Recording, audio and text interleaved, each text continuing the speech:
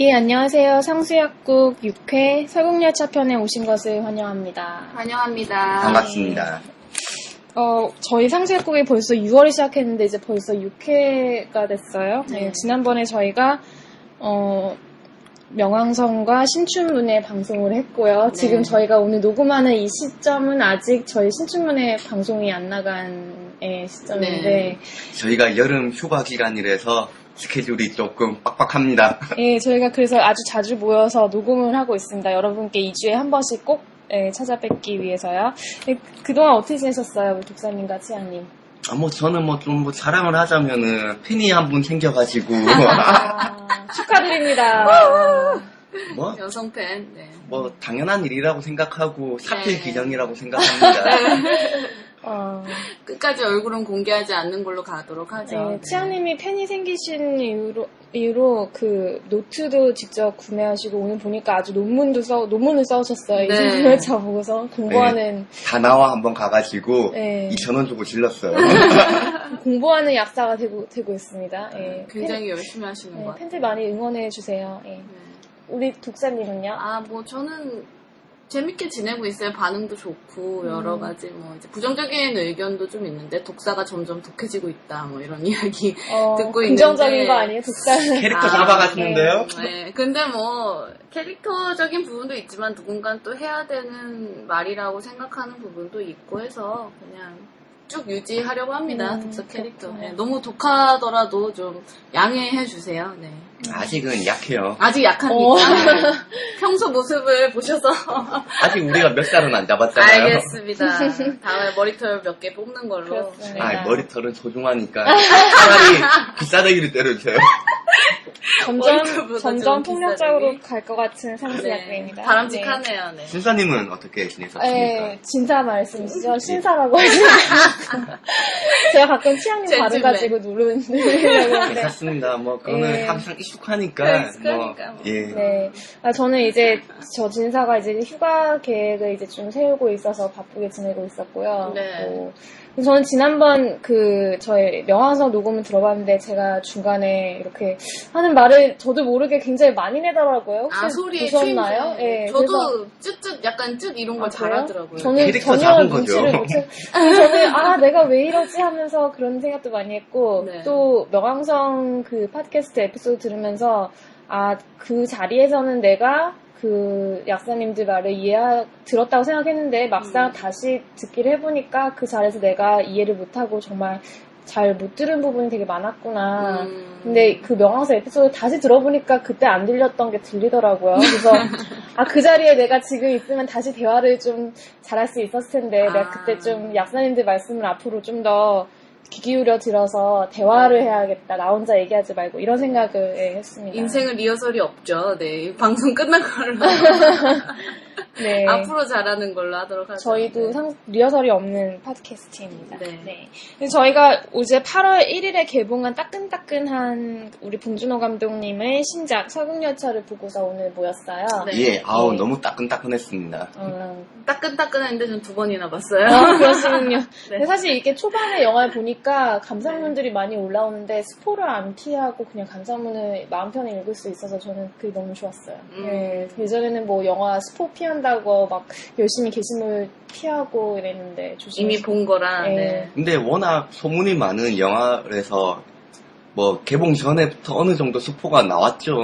네, 돌던 예. 이야기들이 꽤 있었죠. 예, 기본적인 세계관 자체에 대한 이야기들은 많이 나왔고 그 이전에 또 원작이 있었기 때문에 만화책이 원작이라서. 근데 만화책과 스토리 라인이 많이 비슷하진 않더라고요. 컨셉이나 이런 것들은 굉장히 비슷한데. 예, 원작이 이제 그 만화 원작인데 프랑스 만화 원작이더라고요. 찾아보니까 네이버 지식인에 검색하시면은 다 나옵니다. 이 사람들 이름이 어려워서 그냥 프랑스 사람이라고 할게요. 제가 적어놨는데 발음이 어렵네요. 만화를 처음 만든 원작자 말씀이세요? 예. 아마 저희 그렇게 관심 없어요. 그런데 이게 몇 년 한국에 출판된 지가 한 몇 년 됐는데 그동안 이제 소리 소문 없이 묻혀있다가 최근에 이게 재출간이 된다고 하고 그 웹툰에서 이제 윤태호 씨 그 이끼라던가 또 뭐죠? 미생인가요? 네, 네, 미생. 예, 그 유명한 웹툰 만화 작가 그 윤태호 씨가 지금 다시 이거를 연재를 한다고 하더라고요. 네. 이 설국열차 한국 사람들한테 감사해야 되겠어요. 네, 그러게. 근데 사실 저희가 이 방송 녹음하는 오늘이 8월 4일인데 저희가 방송을 내보낸 시기는 8월 21일이고 8월 4일 현재 이미 영화가 100만 관객을 돌파를 했어요. 네, 그래서 아마 해외에서도 저희가 반응이 방송할 있었고. 때쯤인 8월 21일이면은 뭐 500만도 넘을 수 있지 않을까. 네. 1000만 저는 보고 네, 있습니다. 뭐 그렇고, 네. 천만은 저는 조금 이게 호불호가 좀 갈리는 부분이 아, 있어가지고 네. 또 여름 시즌에 또 쟁쟁한 영화들이 많고 네, 제가 한 10번 볼 것 같아요. 너무 영화가 좋았어서. 그러면 우리 이제 영화에 저희가 이렇게 대중적으로 사람들이 많이 보는 영화 그리고 또 얘기거리가 이렇게 많은 영화를 한 게 처음인 것 같아요. 시기에 적절하게. 네, 그래서 그렇죠. 딱 시간도 맞춰서 했는데 저희가 무슨 이야기부터 해볼까 되게 고민을 많이 했어요. 근데 어떻게 기차 안의 세계에 대한 이야기부터 해볼까요? 이제 기차가 꼬리칸부터 이제 천천히 꼬리칸부터 위칸까지 이렇게 나누어져 있는데 각 칸이 좀 이렇게 다른 세계로 구성되어 있잖아요. 예. 예, 그래서 어떻게 꼬리칸에서 이제 혁명을 시작하려는 반란이라고 해야 되나요? 혁명이라고 해야 되나요? 그걸 시작하려는 이제 사람들의 이야기로 그 영화가 시작을 하죠. 물론 그 전에는 뭐 예. 빙하기가 어떻게 다시 왔느냐 이 얘기부터 해서 네. 그 지구 온난화를 극복하기 위해서 사람들이 그 대기권에 뿌린 것이 빙하기를 가져오는. 네. 그래서 농담 삼아 그런 말을 많이 하는데 돈으로 해결되지 않는 문제는 없다. 그런데 돈으로 해결되지 않은 문제는 더 많은 돈으로 해결하면 된다. 이런 말을 사람들이 하긴 네. 하는데 네. 이런 그러니까 지구 온난화를 해결하려는 문제를 더 많은 돈으로 해결하려고 하다가 잔대가리 부리다가 큰대가리에 당한 거죠. 그게 어떻게 보면 돈을 기술로 바꿔도 얘기가 될 것 같아요. 예. 기술로 네. 해결할 수 없는 문제 더 큰 기술로 저는 하는 그 건가요? 영화 신 첫 번째 등장에 대해서 좀 이야기하고 싶은데 네. 무슨 물질을 살포를 하잖아요. 이 비행기가 이제 공중에 이제 몇 네. 대가 날아가면서 근데 날아가는 모습이 보통 날아가면은 방향 자체가 화면에서 밑에서 위로 올라간다던가 뭐 좌에서 우로 간다던가 할 텐데 위에서 내려와요 비행기 세대가. 그래서 이게 되게 뭔가 비극의 시작을 암시하는 듯한 불안한 그런 구도로 해서 비행기가 세대가 내려오더라고요. 그래서 전반적으로 이 영화의 씬이나 색감이나 이런 것들이 봉준호가 아주 디테일하게 설정을 했다는 거를 제가 첫 장면부터 감지를 할 수 있었거든요. 그래서 아주 이런 기술적인 부분에 있어서도 훌륭한 영화가 아니었나 싶어요. 참 그런 것까지는 못 보고 네. 비행기가 예쁘네? 제가 미술물 많이 먹어서 그렇습니다. 네. 봉 감독님 별명이 봉테일이죠. 네, 디테일이 살아있는. 네, 네, 봉테일. 굉장히 재미있었어요. 그런 디테일 찾아보는 것도. 네. 그러면은 뭐 처음에 이제 우리가 남궁민수를 만나기 전까지의 이야기를 해볼게요. 네. 그 화면 전에- 거기에 이제 그 꼬리칸에 이제 사람의 중심 인물이 이제 커티스라는 주인공이 나오죠. 네. 커티스, 크리스 에반스, 네. 외국 배우죠. 네. 사실 우리가 커티스가 어떤 인물인가 이런 얘기도 해봐야 될 것 같은데 초반에는 굉장히 커티스가 결정 장애까지 아니라도 자기 스스로 본인이 결정을 굉장히 못하고 그 주위 사람들 이야기 많이 듣는 걸로 묘사가 되더라고요. 예, 네. 많이 듣고 뭐 자기 동생처럼 따르는 에드가. 예. 에드가한테 이제 에드가는 계속 재촉을 하죠. 결정을 네. 내려라. 우리가 앞으로 나가야 된다. 근데 또 이제 커티스는 기다려. 그리고 또 이제 월포트가 아니죠. 길리암. 네. 길리암이란 지도자한테 모든 걸 의지하고 내가 나가가지고 모든 걸 할 테니까 당신이 리더가 돼가지고 이 사람을 이끌어달라 이야기를 하죠. 네. 근데 처음에는 뭐 좀 우유부단한 면이 있는 사람인데 그 이유가 나중에 밝혀지더라고요. 네, 맞아요. 구조적으로 봤을 때는 길리엄이 브레인이고 커티스는 수족의 느낌이죠. 오른팔 정도의 느낌. 그렇기 때문에 결정을 커티스가 스스로 하지 못하고 약간 의존적으로 조폭으로 하는 것 따지면 같아요. 행동대장이죠. 네네. 근데 커티스도 굉장히 머리를 많이 쓰는 사람인 그렇죠. 것 같긴 해요. 그래서 좀 신중하게 나오는데 굉장히 생각하는 인물? 계산하는 인물, 그 주위를 굉장히 주의 깊게 세밀하게 관찰을 하고, 그래서 그 행동으로 옮기는 게 좀 늦을 수밖에 없는. 오히려 커티스의 선택은 되게 그 캡슐, 우리 그 단백질 블록 안에 들어있는 캡슐을 통해서 뭔가를, 심볼을 이렇게 받아서, 상징을 받아서 거기에 의존해서 뭔가 선택을 하려고 하는 경향이 있었죠, 오히려. 그래서 뭔가 리더라기보다는 분노에 찬 뭔가 혁명가의 기질이긴 했는데, 조금 부족하지 않았나 싶었어요, 리더로서. 어떻게 보면은 저는 좀 체게바라 같은 기락적인 혁명가 느낌을 받았어요. 아, 그러셨어요? 예. 그런 식의, 그러니까 체게바라도 좀 냉철하고 우유부단한 부분이 있었다고 하더라고요. 그러니까 이게 남들이 보면 우유부단이지만 또 다르게 이야기하면 네. 신중함이라고도 이야기를 네. 할 수가 있죠. 혁명이라는 것 자체가 자신한테 많은 목숨의 무게가 달려있기 때문에 판단을 한다는 것 자체는 자기만 죽는 게 아니라 네. 많은 사람들이 죽을 수도 있는 부분이기 때문에 네. 그래서 커티스가 이제 뭐 계속 이야기가 앞뒤가 자꾸 왔다 갔다 하는데 네. 하는 부분에서 이제 제일 먼저 자기 머리에 총을 대잖아요. 그래서 이게 자기가 확인을 해본 다음에 이제 진행을 하죠. 아, 총알이 없다라는 거를 이제 눈치를 채고 총을 이제 확인하는, 검증하는 데 있어서. 네. 그리고 또 굉장히, 누군가 사람이 죽거나 아니면 어떤 정말 예상치 못한 반전에 부닥쳤을 때 영화가 커티스의 그 반응을 굉장히 길게 잡더라고요. 커티스가 당황해서 어떻게 할지 모르는 장면. 그러니까 굉장히 커티스의 시각에서 영화가 많이 펼쳐진 장면이 있는 것 같아요. 근데 저는 오히려 커티스가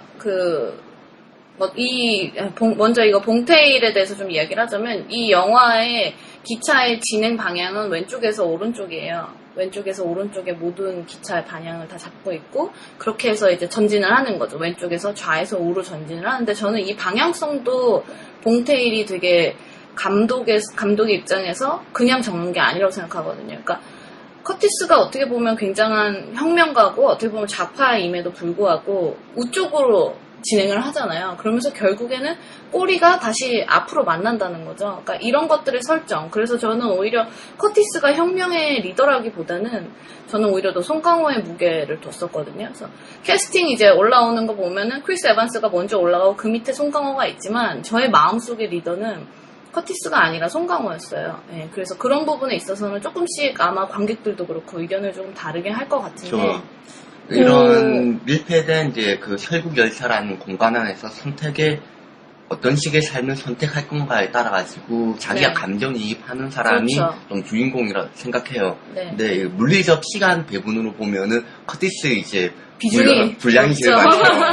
박사님은 남궁 민수가 마음속의 리더라고 하셨는데 어떤 네. 면에서 마음속의 리더였어요? 그러니까 저는 결국에 커티스가 진행하는 방향이 그 좌파에서 우파로 가는 그 방향이라고 생각을 했었거든요. 그러니까 결국엔 역전이 되는 거죠. 꼬리에서 시작했지만 머리로 가는 순간 또 똑같이 시스템을 책임지고 돌아가야 된다는 거죠. 그러니까 마지막에 커티스는 좀 다른 선택을 하긴 하죠. 자기를 희생하고 아이를 구해내는 그런 선택을 하긴 하지만, 그 기차 안에선 결국에는 이 시스템의 무한 연속의 고리를 끊을 수 없다는 거예요. 그 밖으로 나가야 되는 거고, 그래서 송강호 열차 안의 보안 설계자, 열차를 디자인하고 그 모든 보안을 책임지고 설계했던 그 디자이너인 송강호 남궁민수가 그 모든 것을 부시고 바깥의 문을 열게 되잖아요. 크로노를 모아서. 그렇게 해서 아예 시스템 밖으로 뛰쳐나가는 것이 저는 오히려 더 해답이고, 그걸 제시한 송강호가 제 마음속에는 리더인 거죠. 그 얘기를 조금 더 논의시켜 볼까요? 네. 네. 저희가 좀 뒷부분에 이 얘기를 하려고 했는데 벌써 이제 그냥 바로 이제 점프로 역시 네. 뭐 중요한 얘기 먼저 해야 우리 목사님이 마음이 오늘 좀 급하신가 봐요. 저희가 워낙 대본 없이 하는 거라서 이렇게 중구난방입니다. 바로 가면은 제일 큰 이제 중심 주제에 대해서 이야기를 하죠. 저도 이제 네. 그 송강호 이제 냉국민수에 대해서 네. 국민수죠. 네. 국민수에 대해서 이제 많은 이제 비중을 보고 있었는데 네. 이 사람들이 이제 그 꼬리 칸에 있는 사람들이 다음 칸으로 이제 이동하기 위해서는 자신의 신만으로 갈 수가 없는 설정이었어요. 그렇죠. 그러기 위해서는 이제 국민수라는 하나의 이제 키가 필요한데 이 사람의 어떤 이제 계급이라는 거, 그러니까 거기서 이제 직업 이런 것들이 그 시스템을 설계한 사람, 일종의 좀 지식인 계급으로 좀 보여요. 그러면서 지식인 계급인데도 동시에 이제 크로놀, 거기서 나오는 일종의 마약이죠. 네. 마약에 중독된 이제 그 환각에 취해 있는 이런 부분이 또 저는 지식이면서도 일종의 좀 예술가적인 부분이 아닌가. 그러니까 그 생각의 사고의 전환을 이제 논리적으로 생각하는 게 아니라 논리를 뛰어넘을 수 있는 부분은 직관이나 본능을 가진 어떤 예술적인 부분으로 네. 뭐 예술이 맞는 건 아니지만 그런 식의 방식으로 지금의 패러다임을 뗄 수 있는 부분은 네. 이제 이성적인 논리적인 철학이 아니라 직관이다. 네. 환상을 통해 가지고 갈 수 있는 환각 이런 식의 접근을 한 게 아닌가 싶어요. 그리고 계속 제가 말을 하게 되는데 예, 말씀하세요. 이 열사라는 이제 패러다임에서 우리가 논의하지 말고 여기서 자판이 우판이 여기서 한정된 자원을 가지고 뭐 먹고 사는 거에 대해서 싸우지 말고 밖을 보자. 이거 자체가 저도 그런 부분에서는 이제 동의하고 그게 이제 우리 그 봉 감독님이 이야기하고 하는 이 세상에 대해서 우리가 싸우는 것들에 대해서 눈을 좀 돌려서 바깥에 보면은 먹을 거리 많다. 집 밖을 나가자. 그런 주제인 것 같아요. 근데 사실 제가 아까 그 독자님한테 네. 물어봤던 그 남궁민수가 어떻게 언제부터 마음속에 리더였느냐 이거 여쭤봤던 이유는 혹시 그것을 영화의 초반에서부터 알 수 있었느냐 영화 초반에서부터 그걸 알 수 있었느냐 요게 좀 궁금했던 건데 왜냐면은 영화 초반에서부터 나오는 그 기차 안의 세계와 기차 바깥의 세계가 있잖아요. 근데 영화 안에서 기차 안에 있는 사람들이 배우는 기차 바깥의 세계하고 송광호, 남궁민수가 생각하는 기차 바깥의 세계하고가 좀 다른데 사실 그 영화에서는 복선이 있긴 하지만 그 남궁민수가 나는 기차 바깥의 세계를 꿈꿔왔다 이 말을 직접적으로 하는 거는 거의 위칸에 와서 하잖아요. 중반 정도 지나서. 중반 정도 나왔. 근데 그 영화 속에서는 이제 기차 바깥의 세계는 죽음이다. 그런 것을 예를 들면 이제 벌을 줌으로써 그 중간에 이제 그 윗계급에다가 신발을 던진 대가로 자신의 팔을 기차 바깥에 내놔야 하는 그런 중대한 벌도 주고 또 유치원에서 아이들에게 그 칠연의 반란을 보여주면서 바깥으로 나가면은 죽음이다. 이런 것을 가르치기 때문에 그런 것으로 이제 계속 그 기차 안에 있는 사람들을 기차 바깥의 세계는 이렇다고 계속 배우고 있잖아요. 예. 근데 저는 사실 초반부터 약간 눈치를 챘었던 게, 그러니까 미장센에서 느낄 수 있었거든요. 그러니까 기차 안은 굉장히 방향성이 있고 속도감이 있고 또 그 1년 주기로 전 세계를 돌지만 그 안에 굉장히 어둡고 이제 갇혀있는 설정이었고 그 바깥의 세상은 하얀 눈으로 덮여있기 때문에 굉장히 밝고 춥고 차갑고 아무것도 없는 백지 상태로 이렇게 대비가 돼 있었거든요. 그래서 그 열차와 그 바깥의 세계, 설국 열차잖아요. 설국을 달리는 열차. 그러니까 이것이 대비로 돼서 화면 자체에서 이미 저는 좀 메시지를 받았었고 눈치를 챌 수 있었던 부분이었어요. 그래서 크리스 에반스가 분명히 뭔가를 이제 주도하고 그 안에서 주인공으로 등장하지만 송강호가 또 봉준호 감독의 그 페르소나라고도 얘기를 하잖아요. 그래서 굉장히 그런 키를 가지고 있겠다는 걸 또 이제 경험을 통해서 이전에 이전의 영화를 통해서 이전의 영화들을 통해서 예측을 하고는 있었던 거죠. 그래서 그런 부분을 일찍서부터 조금 눈치채고 있었어요. 진사님은 그러면은 이제 그 여기서 중심 인물이 이제 이제 치약인 저나 그다음에 이제 독자님 같은 경우는 이제 국민수에 대한 부분을 많이 두고 있는데 발음 좋으시네요. 저는 굉장히 영화를 몰입을 해서 굉장히 봤기 때문에 저는 그러니까 몰입을 했다는 의미가 꼬리칸에 있는 사람들의 세상을 보는 시각에 굉장히 몰입을 해서 봤어요. 그래서 윌리엄이 있는 그 엔진 칸에 바로 가기 전에 그 남궁민수가 내가 열고 싶은 문은 이 문이 아니라 세상을 향하는 문이다라는 얘기를 했을 때 그쵸. 굉장히 그때 저에겐 큰 반전으로 그게 다가왔거든요. 중심 인물의 커티지에서 그때 이제 국민수로 넘어가신 거죠. 중심 인물이라고 굳이 근데 저는 그 중심 인물이 누구다 이런 생각은 안 하고서 꼬리칸의 그 세계관에 몰입을 해서 봤기 때문에 근데 저도 사실 영화를 2번을 보고 왔는데 그 2번째 볼 때 보였던 게 뭐냐면은 남궁민수가 굉장히 외부 세계, 남궁민수하고 유나가 굉장히 외부 세계에 호기심이 많은 인물로 묘사하는 장면들이 많이 있더라고요. 그래서 그것이 이미 이런 복선이었구나. 그것을 보여준 복선이었구나. 근데 흥미롭게도 그 남궁 민수가 외부에 관심을 갖고 보는 장면을 보여주는데 그 남궁 민수가 보는 것이 무엇이냐는 많이 나오지 않아요. 영화 끝에까지는. 그렇죠. 예. 근데 뭐 슬로우 모션으로 이렇게 눈송이가 안으로 들어오는 장면을 보여주기도 하고, 그 다음에 정원에서 남궁 민수가 정원에서 유나에게 흙을 보여준 다음에 저거 뭐지? 이러면서 달려가는데 그때 그 남궁 민수가 목격한 바깥에 그것이 나오지 않은 채로 바로 다음 장면 넘어가거든요. 네. 그리고 나중에 남궁 민수가 커티스에게 내가 뭘 본지 알아? 이러면서 얘기를 하려다가 뭐 이것까지 말해서 뭐 하겠냐 이러면서 말을 안 하는 장면이 있잖아요. 네. 그게 되게 뭔지 되게 궁금하게 만들더라고요. 역시 봄테일이죠. 예.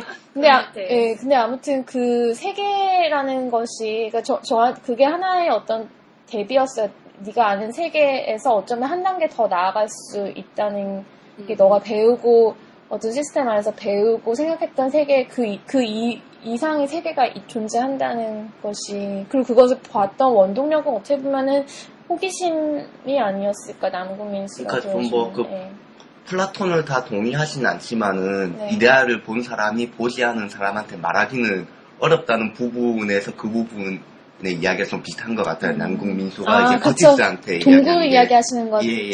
그게 플라톤이었나요? 아무튼 동굴에서 그림자를 보는 사람들의 그 우아가 너무 어려운 얘기 하지 마시고. 그러니까 결국에 기차가 가진 엔진이 저는 파워라고 생각했거든요. 그 권력인 거고. 네, 엔진을 그 기차에 다 타고 있는 사람들은 그 파워를 머리부터 꼬리까지 이제 나눠 가지게 되는 거죠. 꼬리에 있는 사람이 가장 파워가 적은 사람이고 권력이 적은 사람이고.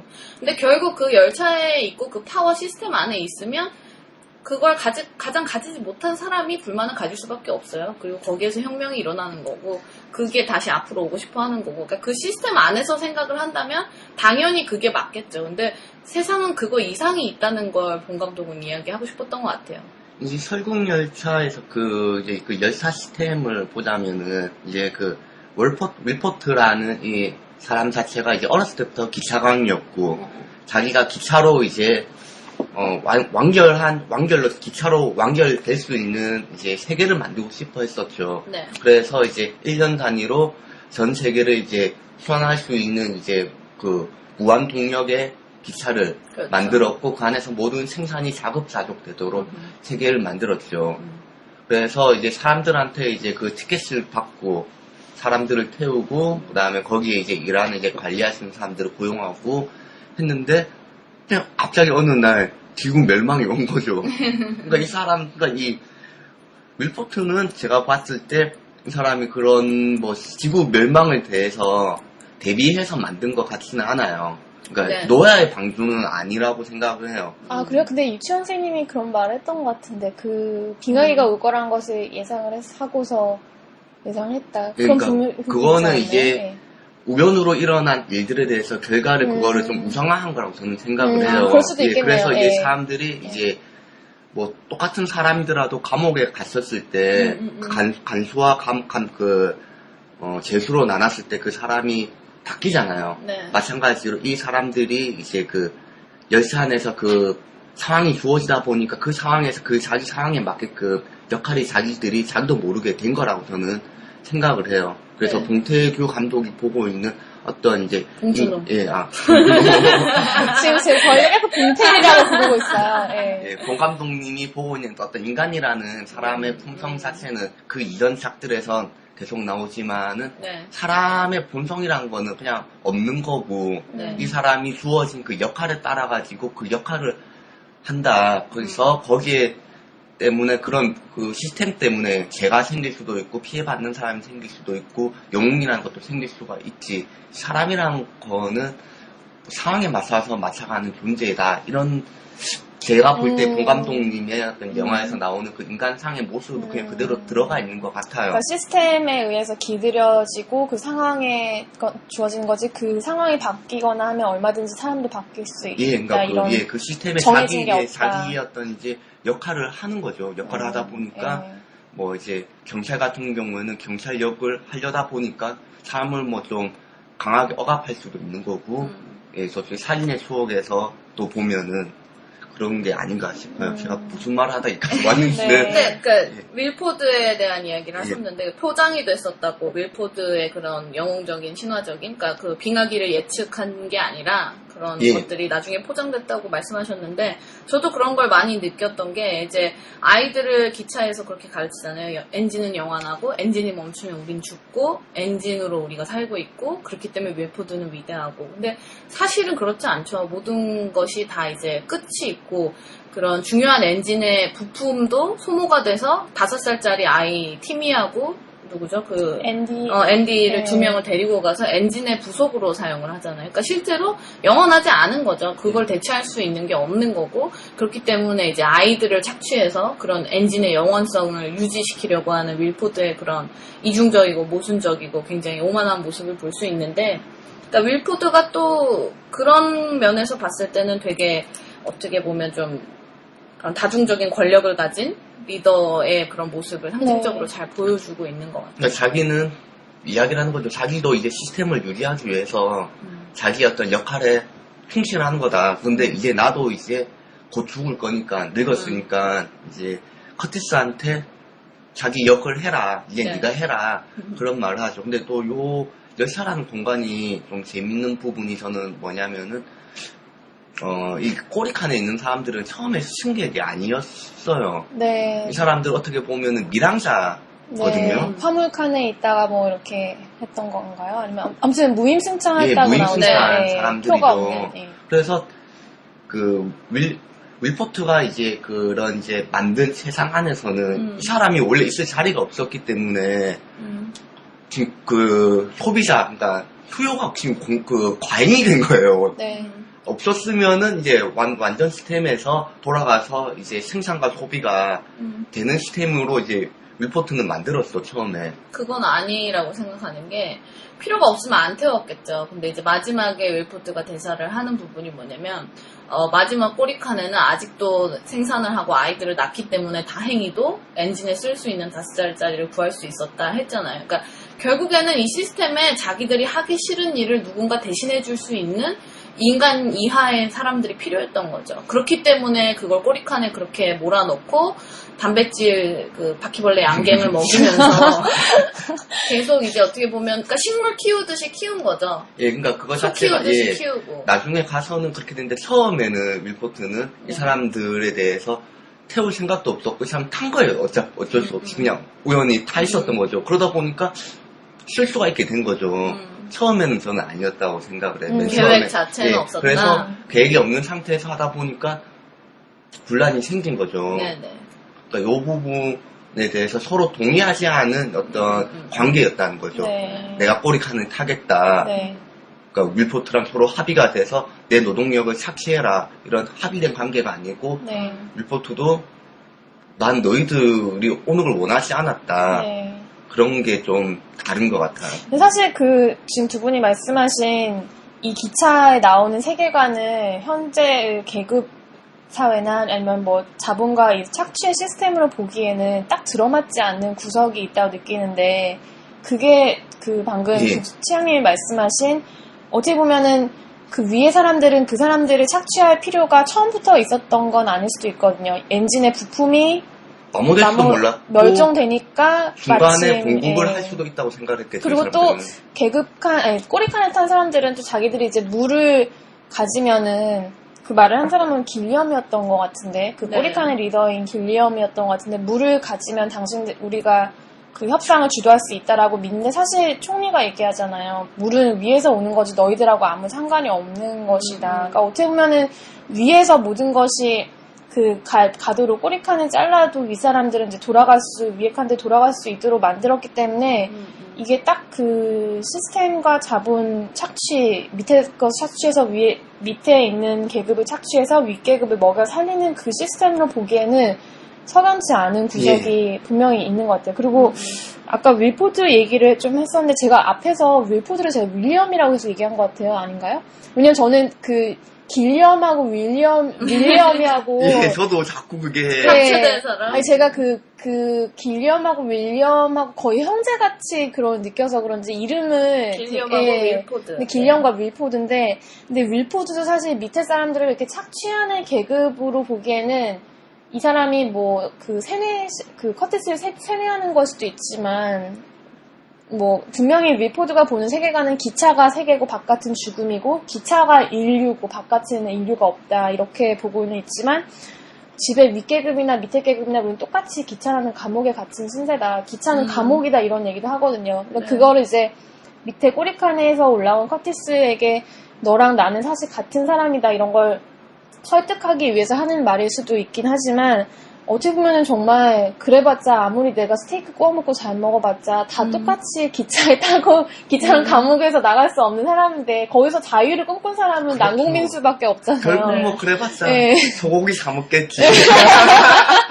예, 그러니까 정말 여기서 정말 진정한 자유는 기차 바깥의 세상을 꿈꾸지 않으면은 없는 건데 윌포드는 어떻게 보면은 엔진에 대한 종교적인 그 신념이 있다 뿐이지 감옥에 있다는 것 자체는 변하지 않거든요. 그러니까 윌포트나 길리안이 어떻게 보면 형제 같은 친구 같은 네. 이제 그 머리와 꼬리의 양쪽에 이제 있는 사람들인데, 그러니까 이 사람들은 지금의 어떤 그 생각 자체가 어쨌든 간에 지금의 체제를 유지해야 된다, 시스템을. 네. 누가 뭐 스테이크를 먹고 누가 바퀴벌레를 먹던 이거는 중요하지 않고 중요한 거는 시스템을 유지하는 것이다. 네. 이게 뭐 그런 말도 하잖아요. 극자와 구구는 통한다고.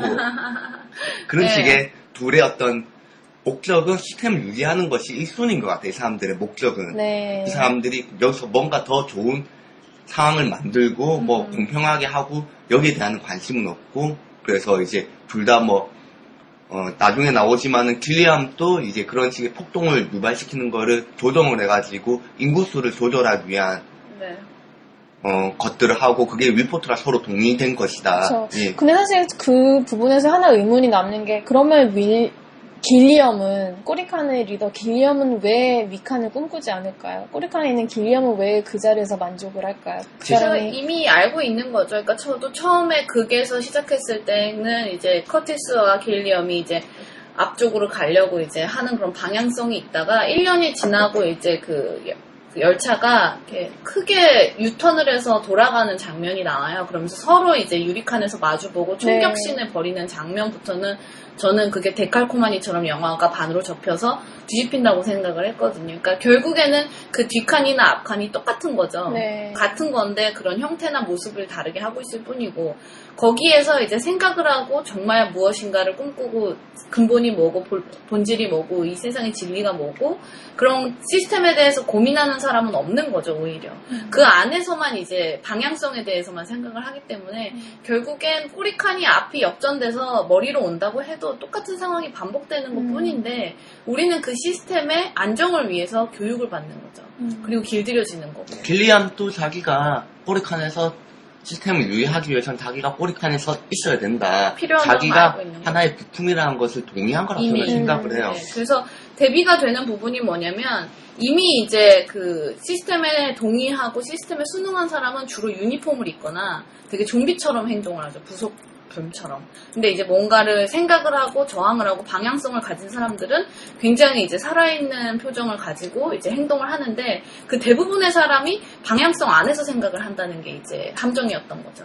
그 방향성 바깥에서 생각하는 사람이 많지 않고 그런 생각을 창의적으로 할 수 있는 사람이 어떻게 보면 여기서는 송강호 하나. 그러니까 요 부분이 우리가 저번에 방송 녹음을 해서 방송을 했던 명왕성 부분에서 김꽃비 같은 네, 존재예요. 그렇죠. 맞아요. 그러니까 네. 사람들은 이제 트랙을 보고 달리면서 그 네. 명왕성의 그 주인공 이름이 뭐지 기억도 안 나네요. 준이었나요? 준이었나요? 네. 준이도 항상 내가 등 뒤를 보고 달리는 게 얼마나 힘든 일이냐 이야기를 하지만은 똑같이 이 사람들도 다 지금 트랙이랑 레일이랑 그렇죠. 똑같은 이제 앞을 보고 달려가고 있죠. 네. 그게 정말 사람들은 자기가 앞을 보고 영원히 달려간다 생각하지만 이게 또 영화에서 세계 지도를 보면서 이제 기차가 정확히 1년에 한 바퀴를 도는데 네. 그게 어떻게 보면 같은 곳을 계속 왔다 갔다 하는 네. 것이잖아요. 거기에도 어떤 좀 비유가 되는 것 같네요. 그 기차가 같은 곳을 계속 트랙이죠. 반복해서 레일이고 돌아간다는 게. 트랙이고 네. 이게 기차가 계속 뭐 무한하게 앞으로 전진하는 게 아니라 다시 돌아오는 네, 거죠. 원래 자리로 돌아오는 그런 것이죠. 굉장히 네. 종교적인 심볼이라고 생각했어요. 네. 근데 영화에서 보면은 그 장면상 굉장히 그 칸이 바뀔 때마다 영화 안에 세트나 그 씬도 바뀌고 색채나 감정, 그 색채 같은 것도 많이 바뀌고. 네. 그래서 저는 또 제 기억에 남는 장면 중 하나가 도끼를 들고서 얼굴에 입을 제외한 모든 부분에 이제 검정색 가면을 쓴 사람들이 촤락 등장을 하면서 긴장을 굉장히 유발되는 그 장면 있잖아요. 네. 그런 장면이나 그 영화가 칸에 지낼 때마다 정말 완전 새 세상에 온 것처럼 새 영화를 온 것처럼 분위기 전환이 많이 되는데 그런 좀 영화 미장센이나 그런 거에 관해서 좀 얘기를 해봤으면 하는데 혹시 그 도끼를 든 군사들이라고 표현해야 되나요? 예, 무사계급, 군인계급, 뭐 그렇게. 그 위에 검정색 그거를 뒤집어 쓴 사람들이 처음에 등장했을 때 생선을 갖고서 생선을 도끼로 쪼개서 피를 묻히잖아요. 슬로우 모션으로 그거 보여주는데 그건 어떤 뜻이라고 보세요? 그 장면이 왜 들어갔을까요? 저도 굉장히 그게 되게 원시적이면서도 봉준호의 괴물을 떠오르게 하는 그런 장면이었는데 그런 피를 이제 나누면서 뭔가 전의를 다지는 그런 그런 식의 이제 그냥 예전에 이제 그 중세 시대의 어떤 이제 자기들끼리 하는 것들이라 생각해요. 우리도 예전에 뭐 삼국지나 있는 거 보면은 이제 출전을 하기 전에 신말을 목을 베어가지고 피를 묻혀가지고 하잖아요. 그 출정식이라고. 출정식 어떤 이제 그런 기술적 의미, 그 전의를 하기 위한 부분이라고 생각을 해요. 네. 근데 참 그 장면하고 이제 어둠에서 불을 가져와서 횃불을 갖고서 대응하는 장면 있잖아요. 굉장히 이 열차가 되게 하이테크고 굉장히 기술적으로 발전을 한 그런 유일한 남은 인류, 유일하게 이제 문명이 있는 인류로 표현되는데 그 내부에서 나온 그런 장면 같은 경우는 굉장히 원시적인 싸움이었던 것 같아요. 그렇죠. 횃불을 들고 와서 그렇죠. 이게 보면은 이제 어둠이 왔을 때 저쪽에 이제 관리자총 이 무사들은 이제 기술의 어느 정도 이제 아주 하이테크 기술 중에 하나인 이제 야시경을 쓰죠. 밤에 볼 수 있는 야시경. 그런데 그거를 무력화시키기 위해서 이 사람들은 아주 원시적인 불을 하죠. 불을 갖고 와서 이제 그거를 눈멀게 해서 제압을 하죠. 그러니까 이런 기술을 이길 수 있는 건 어떻게 보면은 이제 자연적인 원시적인 생명 이런 것들이 다 봉준호가 이야기하는 게 아닐까 저는 생각을 했었어요. 그 불이나 바깥의 설국인 자연이나 이제 같은 맥락인 거죠. 그러니까 결국에는 우리가 기술에 의존하고 더 편안한 삶, 안락한 삶 뭐 이런 것들을 항상 꿈꾸지만 그거를 맞설 수 있는 거는 오히려 자연으로 돌아가고 본질을 생각하고 근본을 생각해보는 그런 태도가 필요하다는 걸 상징적으로 보여주는 씬이었다고 생각해요. 그리고 이 씬에서 조금 이게 500만을 돌파하냐 1000만을 돌파하냐 경계점이 저는 있다고 생각을 했는데 어떤 씬이요? 열차에서 이제 방금 이야기한 전투씬 있잖아요. 걔랑 이제 떼싸움. 가장 잔인한 장면이기도 하죠. 약간 올드보이를 연상시키기도 했어요. 그런데 저도 올드보이를 연상시키긴 했는데 올드보이가 갖고 있는 그 이제 망치 들고 하는 그 전투씬에 비하면 좀 많이 떨어진다고 생각해요. 사실 여기서 뭔가 한번 빵 터져줘야 되는데 빵 터지겠지 생각을 했는데 생각보다 좀 덜 터졌거든요. 그래서 이게 좀 이 액션에 대한 부분이 조금 더 에어컨이 터지네요. 저희가 지금 실내에서 녹음 중이라서 방금 또 저희 배경에 소음이 잠깐 들렸습니다. BGM이죠? 저희 BGM은 이런 거밖에 깔지 않습니다. 저희도 되게 원시적이라서 에어컨이 원시적인가요? 소리를 저희가 뭐 기술적으로 없애라던가 이런 시도는 전혀 하지 않고 있는 그대로 나갑니다. 그래서 그런 액션씬이 조금 더 이런 봉준호 감독이 갖고 있는 이제 뭐 사람이 다 잘할 수는 없지만 이런 액션적인 부분은 조금 이제 그러니까 다른 이 사람이 갖고 있는 영화적 완성도에 비해서 조금 부족하지 않았나 제가 볼 때 기대가 높아서 그런가요? 그러니까 저는 봉테일이라고 하는 그 디테일이 이렇게 어떻게 보면 그런 이야기적인 맥락이나 서로가 이렇게 대칭을 이루고 그 안에서 반전을 힌트를 주고 뭔가 이런 구조적인 짜임새에 있어서는 굉장히 훌륭하다고 보는데 아까 치양님께서 말씀하신 것처럼 영화 씬의 시각적인 흡입 있어서의 부분은 약간 부족한 게 아닌가. 저도 되게 이게 굉장히 미시적이면서도 거시적인 담론을 이야기하는 영화임에도 불구하고 카메라 워크가 줌인이 되거나 줌아웃이 되거나 속도감이 있거나 이런 부분에 있어서는 조금 부족하다고 많이 느꼈었거든요. 봉 감독님 영화 좀 정적인 부분이 많아요. 오히려 그렇죠. 굉장히 분석적이고 해석적이고 정확하면서도 그거에 대한 속도감이나 이런 건 조금 부족한 느낌이 들었어요. 저도. 뭔가 이제 그 사람들이 좀 대장 영화라고 생각할 때 기대감이 좀 스펙타클하고 빵빵 뭔가 터지고 막 날라다니고 그런 부분을 좀 기대를 하죠. 워낙 그런 영화들을 많이 봐고 거기에 익숙해져 있기 때문에 그런 것들 기대하거든요. 우리가 저번에 했던 맨 오브 스틸 같은 경우에도 그런 그래픽적인 부분에서 많은 부분을 이야기를 하고 너무 많아서 그렇죠. 탈이었던 영화죠. 네.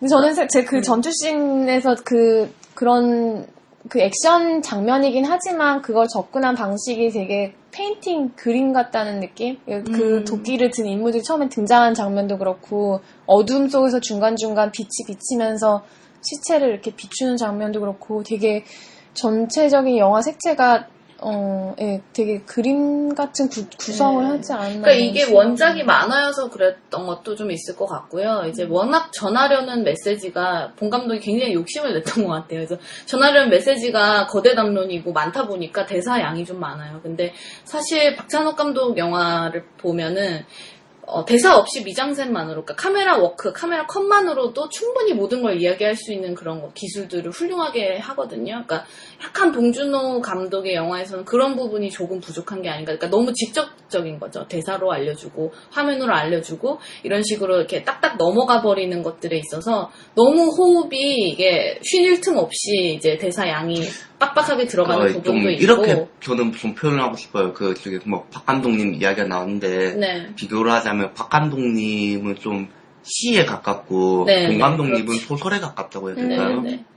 그런 부분이 있어요. 그래서 그래서, 미장센이 넘어가거나 이런 자연스러운 부분에 있어서는 오히려 아까 말씀하신 것처럼 칸마다 이제 좀 바뀐다고 하셨잖아요. 근데 저는 그게 오히려 연결이 돼서 한번 쫙 보여주는 씬이 있다거나 뭔가 이렇게 흐름이 자연스러웠으면 훨씬 더 흡입력이 있었을 것 같은데 너무 끊기는 느낌이 좀 있어서 아쉬웠죠. 이 그런 설국열차를 저는 한 편 2시간 이게 125분짜리 영화더라고요. 네, 맞아요. 이거를 125분으로 만들 게 아니라 이제 1, 2, 3 이렇게 하듯이 요즘에 그렇게 많이 하는 사람들이 이제 호빗처럼 요즘에 이제 또 사람들이 영화라는 장르도 이제 발전을 하다 보니까 예전에는 이제 극영화 이제 2시간짜리가 이제 기준으로 하나의 완결된 이야기가 되는 걸 사람들이 원했는데 요즘에는 그렇지 않고 그거를 벗어난 부분에 대한 이야기도 사람들이 기다리는 것 같아요. 그 호흡 자체가.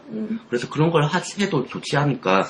모든 장르라는 것 자체가 딱 고정된 게 아니라 계속 하다 보니까 만들어지는 거잖아요. 사실 제가 이 영화 산업계를 잘은 모르고 드는 말씀이긴 하지만 아마 경제적으로 이게 투자나 이런 게 가능할까? 그런 문제도 있을 거예요. 근데 여태까지 여태까지 이제 봉준호 감독의 영화를 보면 살인의 추억이나 뭐 괴물이나 마더 이런 걸 봤을 땐 봉준호 감독이 그동안은 대중하고의 약간의 타협을 했었던 것 같아요. 그러니까 좀 봉준호 영화를 여태까지 보면은 앞부분에 있어서는 굉장히 뭔가 흥행할 수 있는 그런 가벼운 이야기들로 시작했다가 뒤에 굉장히 밀도 있게 자기가 하고 싶은 이야기들을 막 집어넣거든요. 그래서 사람들이 재미있다, 신기하다 이렇게 보다가 이게 뭐야 이렇게 해서 영화가 끝나는 경우가 많아요. 그러니까 자기가 우리가 이제 상수약국이 약을 대놓고 팔지만 봉준호는 굉장히 초반에 약을 파는 걸 숨기죠. 숨기다가 이제 마지막에 나도 모르게 이제 약을 먹고 있어. 이런 느낌이 드는데 설국열차는 사실 맨 처음부터 약을 먹여요.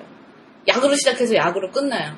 그러니까 이게 되게 독한 영화라는 거죠. 그동안 기존의 봉준호가 했던 타협을 하지 않고 굉장히 많은 욕심을 낸 영화라는. 이제 이름값이 있다 보니까 이제 자기 말을 할 수 있는 이제 이름을 가진 사람이 된 거죠. 그렇기 때문에 일단 한번 질러보는 거죠. 질러보는 거예요. 그래서 여기서 사람들이 많이 듣고 그 다음에 또 이야기를 할 수 있는 기회가 더 주어진다면 더 많은 이야기를 할 거고 근데 여기서 사람들이 이 새끼 뭐야? 하면서 이제 잘 안 된다면은 이제 또 다른 식의 이제 또 노선을 찾을 수 있겠죠. 그래서 어쨌든 간에 제가 이제 하고 싶었던 이야기는 그동안의 기존의 봉준호 감독의 영화화와는 조금 다른 형태를 취했기 때문에 그런 면에 있어서는 좀 대중의 반응이나 이런 것들 저도 되게 기대가 되거든요. 어떻게 받아들일지. 왜냐면 그 전에 살인의 추억 괴물 마더 같은 경우는 굉장히 흥행을 했었고 그렇게 어려운 주제임에도 불구하고 대한민국 사람들이 좋아했었단 말이죠. 근데 이 설국열차는 과연 어떻게 받아들일 것인지 되게 그 부분이 사실은 가장 흥미로운 지점인 것 같아요. 네. 마더 같은 경우에도 소재를 한국 사람들이 뭐 공통적으로 갖고 있는 모성이라는 소재를 그렇죠. 했기 때문에 사람들이 그 부분으로만 봐도 모성이라는 주제만 봐도 사람들이 감동을 느낄 수 있는 부분이 있었거든요. 흥미를 느낄 수 있고. 근데 그거를 소절해서 본 감독님 또 다른 이야기를 한 거죠. 그렇죠. 살인의 추억도 그렇고 모든 영화들이. 네. 사실 지금 이제 독사님하고 치아님 말씀하신 거 듣고 몇 가지 질문이나 우리가 시간이 좀 더 있으면 했으면 얘기를 떠오르는데 네. 굉장히 설명이 많다고 하셨잖아요. 근데 정말 그 윌포드 같은 경우는 마지막에 그 정말 너무 연기 잘하는 에드엘리스가 윌포드 얘기를 하면서 이제 그 사실은 이런 일이 있었다. 길리엄은 사실은 내 친구다. 네. 뭐 그런 반전들을 이제 커티스한테 얘기를 하는데 네. 거기서도 설명이 굉장히 많이 들어가잖아요. 근데 말이 많은 영화인데 왜 굳이 통역이 필요한 한국인 배우들을 썼을까? 이게 어떻게 보면은 그 사실 그 영화도 굉장히 길고 편집할 때 많은 부분을 잘랐어야 됐을 거예요. 근데 그 남궁민수가 처음 등장할 때 한국말로 해서 이제 통역하는 부분이나 통역이 가져온 부분에 이런 거에도 굉장히 많이 할애를 하고 네. 그게 어떻게 보면 좀 거슬릴 수도 있잖아요. 사람 그냥 답답하니까 한 나라 언어로 얘기해가지고 뭐 했으면 하는데 처음에 제가 진짜인지 아닌지는 모르겠지만 처음에 듣기로는 영어를 시키려고 했는데 성공하고 영어가 안 됐대요.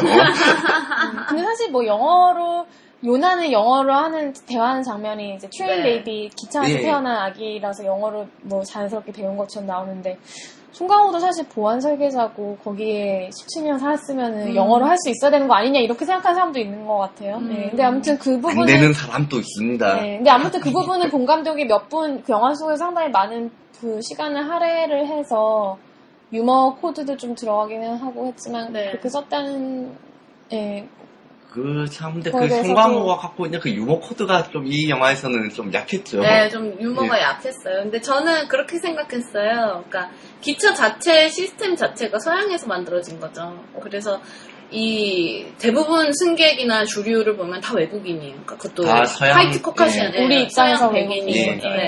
거기에서도 이제 꼬리칸에 탄 사람은 흑인이나 아시아인이나 뭐 이런 사람들이 더 많이 섞여 있는 것들이 있고 그 중에서 이제 저는 오히려 남궁민수가 아시아인이고 한국 사람이고 고유의 언어를 쓴다는 것 자체가 저는 오히려 더 좋았거든요. 그러니까 그 시스템 안에서 자신의 언어를 가지고 이야기하고 자신의 언어를 가지고 생각한다는 것 자체도 또 굉장한 심볼이 될 수 있다고 저는 생각했어요. 그러니까 그걸 의도했는지 안 했는지는 모르겠지만 그런 의미에서 오히려 저는 통역기라는 게 굉장히 재미있는 부분이었고 서로의 그런 커뮤니케이션에 그런 오는 그런 오해나 이런 것들에서 유발되는 재미있는 코드도 또 저는 또 많은 그런 사회적인 현상들을 내포하고 있다고 스스로 해석을 했거든요. 그렇기 때문에 오히려 저는 자연스러운 설정이 아니었나 현실을 반영하는. 설국열차가 만약에 정말 미국의 미국의 할리우드 감독이 만들었다면 우리가 예전에 맨 오브 스틸 얘기할 때도 3세기 인물들이 어디에만 등장하느냐 이렇게 얘기한 적이 있잖아요. 근데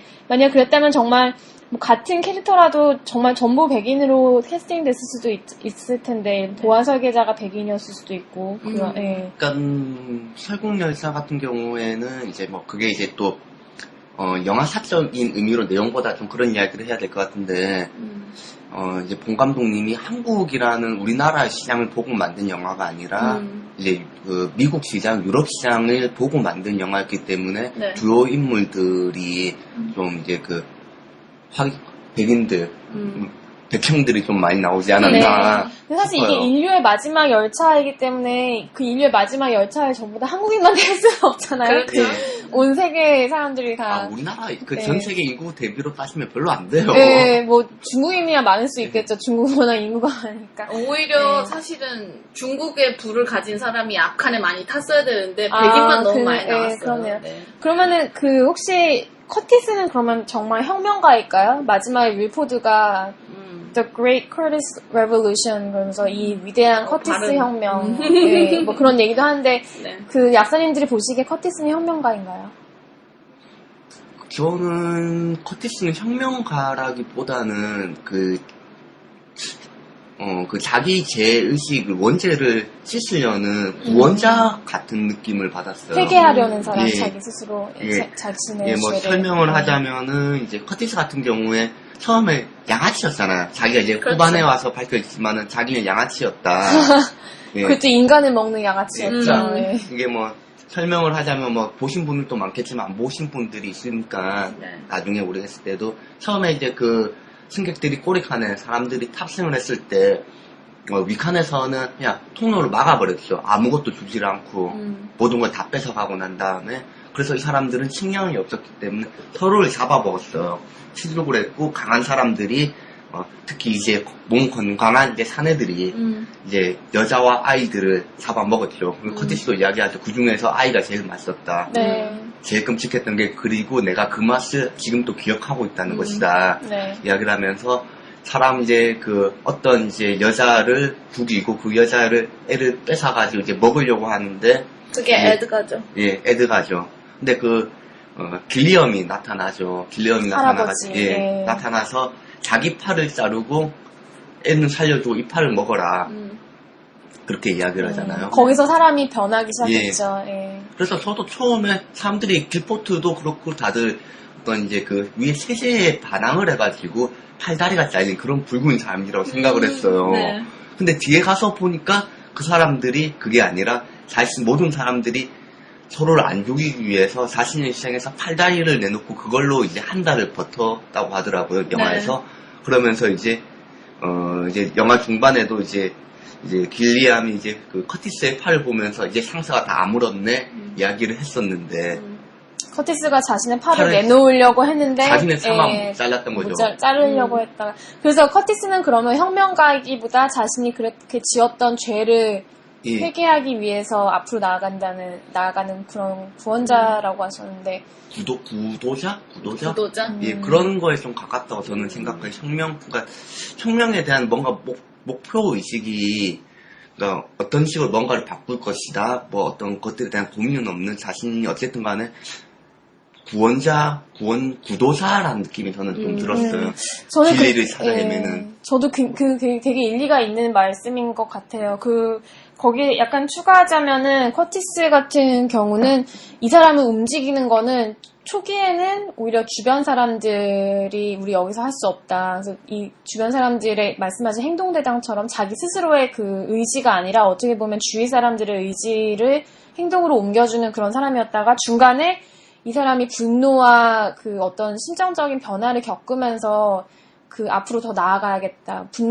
근데 저는 그게 이제 길리엄이 죽는 걸 보고 이런 거에서 비롯되는 어떤 분노였지 이게 그리고 또 그게 이 세상을 뒤엎어 버려야겠다. 혁명가라면은 세상을 뒤엎고 바꿔야겠다 이런 생각을 하지만 사실 커티스는 그런 생각을 하는 인물로 나오지 않잖아요. 우리 위로 가서 그 사람들을 사람들이 누리는 알 수 없는 어떤 특권들을 우리는 그걸 뺏자. 근데 결국 그렇게 생각을 하면은 얘가 기껏하면 될 수 있는 것은 결국 윌리엄인 거잖아요. 걔는 끽해봤자 커티스가 될 수 있는 거는 윌리엄처럼 그 시스템을 유지하는 사람 이상은 될 수가 없는 거예요. 그래서 얘가 혁명가라고 우리는 그런 설정으로 시작은 하지만 봉준호가 끝에 가서 보여주는 거는 어떻게 보면 혁명가는 송강호, 남궁민수였어요. 네, 저도 처음에서 말씀드렸듯이 남궁민수가 마음속의 리더라고 이제 말씀을 드렸는데 사실은 커티스와 함께 남궁민수가 열차의 앞칸으로 가는 과정이 없었으면 남궁민수는 열차에 폭탄을 터뜨리지 못했기 때문에 크로노를 그 문을 여는 과정을 통해서 산업 폐기물인 크로노를 하나하나 모았잖아요. 그렇기 때문에 이제 앞칸에 갔을 때 도달했을 때 그 문을 열고 바깥 세상으로 시스템 바깥으로 나갈 수 있었다고 저는 생각을 하거든요. 그러니까 결국에는 이 모든 사람이 열차에 다 안에 시스템에 필요한 사람들이었지만 이 열차 시스템을 밖으로 나가고 그걸 깨고 나가는 데에도 이 모든 사람이 저는 필요하다고 봐요. 그렇죠. 그러니까 서로가 상호 보완적인 관계에 있는 거고 여기에서 보면은 이제 밀포드나 길리엄은 기성세대고 커티스나 남궁민수는 지금 세대고 또 그 다음 세대를 이제 상징하는 게 요나하고 그 티미잖아요. 그러니까 이런 어떻게 보면 세대에 연결된 그런 코드까지 이 본감독은 다 연결을 하고 있다고 저는 보거든요. 그러니까 어느 하나 없으면 이 혁명과 이 시스템으로부터 탈출하는 것은 불가능한 거죠. 그러니까 서로 맞물려 있는 이야기. 이 열차가 1년에 한 번 돌듯이 무한하게 돌듯이 어쩔 수 없이 연결되어 있는 부분이고 저는 그걸 맨 처음 씬에 그 영화에서 그 군인 2명이 와서 그 꼬리칸에 있는 사람들을 줄 맞춰서 앉히잖아요. 네. 그래서 하나, 둘, 셋, 넷 해가지고 봤더니 커티스가 8번째 줄에 서 있더라고요. 네. 그래서 그런 아마 디테일도 저는 예상을 하고 넣었다고 생각을 하는데, 그러니까 팔이 이제 상징하는 무한성, 끊임없이 윤회하고 돌고 있는 그 무한성을 다 이제 연결시켜서 이 영화 안에 맥락에서 보여준다고 저는 보는 독자님 거죠. 독합니다. 앞으로 앞에서 말이나 행동 함부로 하면 안 되겠어요. 아니 뭐 그거를 8번째 그까지 안 살리고 있어요. 아니 근데 그렇게 새알렸다는 게 아니라 보였어요. 그게 그래서 그 8번째 줄에 서 있더라고요. 커티스가. 그래서 아마 그런 것들을 암시하고 있지 않나. 그러니까 확실히 그러니까 이게 뭔가를 네. 변화시키기 위해서는 혼자 힘으로 할 수는 없죠. 그렇죠. 네. 특히 우리가 이제 하나의 이제 키라고 생각하는 이제 변화시킬 수 있는 남궁민수라는 이런 그 뭐 지식인 아니면은 예술가 이런 식의 사람들 같은 경우에는 특히 이제 혼자서는 뭐 그렇잖아요. 대가리에 똥만 차가지고 행동은 잘 못하잖아요. 네. 싸움 잘 못하니까. 썸 잘하던데요. 아니 거기서는 그렇게 하지만 원래 이제 일반적인 우리 그 나약한 지식인이라고 그렇죠. 많이 하잖아요. 네. 보면 이제 조선 같은 경우에도 설계는 정도전이었지만 싸움 잘하는 이성계가 나라를 세웠잖아요. 항상 네. 그런 부분이 있는 것 같아요. 그리고 또 재밌는 부분이 그거 크로놀인가요? 네. 예, 그게 참 재밌어요. 이게 세상을 이제 바깥으로 나가기 위한 하나의 이제 도구인데 그게 만들어지는 거는 산업 폐기물로 만들어진다는 그렇죠. 거죠. 이 산업에서 남아 다 버렸던 쓸모없다고 생각했던 그것들이 이제 부서지는 하나의 자유를 이제, 갖게 하는 하나의 네. 무기가 될 수가 있고 또 이게 코너롤이 또 한각 성분을 갖고 있다는 두 개의 성품 자체가 쓰레기인데. 예, 쓰레기고 각성을 할 수 있는 남들이 다 버리고 소홀하게 봤던 것들이 네. 그렇죠. 그게 어떻게 보면 꼬리칸하고도 유사할 수도 있을 예. 것 같아요. 어떻게 보면은 정말 쓸모없는 바퀴벌레를 먹고 사는 그 사람들에게서 그 자유하고 그런 게 온다는 것도. 그게 이제 봉준호 감독이 갖고 있는 하나의 자신의 어떤 이제 세계관 철학이 기본 생각인 것 같아요. 네. 근데 사실 되게 영화가 얘기할 게 많은데 우리가 아쉽게도 아직 그 메이슨 총리도 되게 흥미로운 사람인데 이 사람 얘기도 많이 못하고, 예, 그리고 이제 결말 이야기도 좀 했으면 했는데 정말 네, 시간이 많이 지나가네요. 길리엄 얘기도 많이 못했고. 네. 일단 먼저 조금 봐야 될 부분이 네. 이거는 좀 짚어야 될 것 같은데 철국열차는 이제 한국 영화사상으로 네. 예전에 그 심영래 감독과 다르게 정말 한국 영화가 세계를 상대로 이제 만든 영화라는 부분이 네. 아마 이제 영화사에 남을 것 같아요. 네. 네이버에 보니까 167개국에 판매가 완료가 됐다고 하더라고요. 네. 이거는 뭐 대단한 일이죠. 저는 한국 영화사뿐만 아니라 세계 영화사에 또 남을 만한 작품이 매트릭스에 거의 견줄 만한 작품이라고 저는 평가하거든요. 그래서 그러니까 영화 작품이 아니라 저는 네. 그 영화 작품이 어떻게 잘 만들었다 못 만들었다를 떠나가지고 그러니까 그냥 영화 자체가 영화 산업으로 봤을 때 산업으로 봤을 때. 한국계 네. 외국에 그렇게 됐다는 것들이 네네. 예. 그리고 이제 뭐 저는 매트릭스만큼 위대한, 작품으로는 매트릭스보다도 위대하다고 좀 생각을 하는데 이걸 저는 굉장히 또 기술적으로도 잘 만들었다고 생각해요. 욕심을 좀 많이 냈지만 기술적으로도 잘 만들었고 재미도 있고 근데 호불호가 갈릴 수 있는 부분이 저는 좀 엔딩 부분에도 좀 있는 것 같거든요. 저는 북극곰이 나오는 씬이 조금 마음에 들지 않았어요. 그래서 어떤 어떤 사람들이 이유, 그렇게 예. 하다 앞과 뒤가 이제 북극곰으로 끝나기 때문에 네. 기승전 콜라라고 네, 그래서 저는 그렇게 좀 지나치게 해피엔딩으로 설정을 해서 영화를 만들었다는 게 조금 마음에 안 들었고 이렇게 어두운 시스템을 보여주고 나서 그렇게 좀 그냥 외부로 나가면 뭔가 다 해결되고 유토피아가 있을 것처럼 제시한다는 게 조금 무책임하다 생각해요. 근데 유토피아 치고는 아직 고생길이 험한 유토피아인 그렇긴 것 하지만. 같아요. 일종의 이제 그 나간 이제 요나랑 그 누구죠?